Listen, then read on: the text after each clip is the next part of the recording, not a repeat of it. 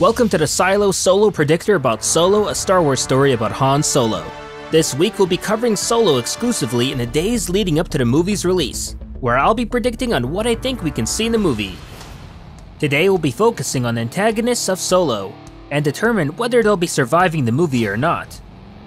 Starting out, let's look at Dryden Voss, the leader of the Crimson Dawn.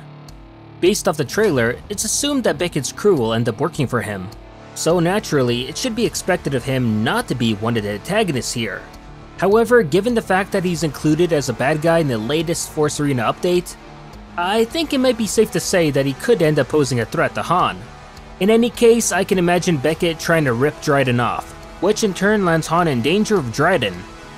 But long story short, yeah, Dryden will be biting the dust here before the movie's end. Enfys Nest is a pirate and leader of the Cloud Rider gang, who ends up coming face to face with Beckett's crew multiple times in the movie. So considering Nest and her gang will end up becoming most likely a nuisance for Beckett's crew during the heist, I for some reason, and don't ask me why, but I don't think Nest is gonna die. At least not in this movie. Originally I assumed that Beckett was probably gonna be the one that would kill her, but after having some thought about this, I'm going to go with the idea that they most likely negotiate a deal with her so that the Cloud Riders end up leaving Beckett's crew alone without spilling any blood. Or at the very least, do something similar to that just so Nest won't die. I don't know. I mean, it's mainly because I can see Nest being left alive to be used as an interesting villain in a Solo sequel or in other media like comics or in a live-action TV series. Killing a villain like Nest and Dryden in one movie seems a little bit too much for me.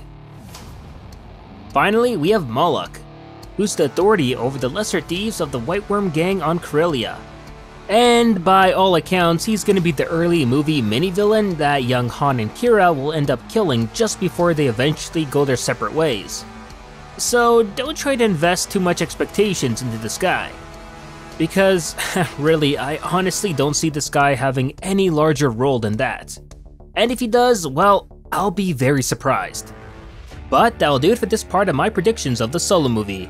Let me know in the comments down below if you're predicting the same or if you think something else will happen, and if so, what?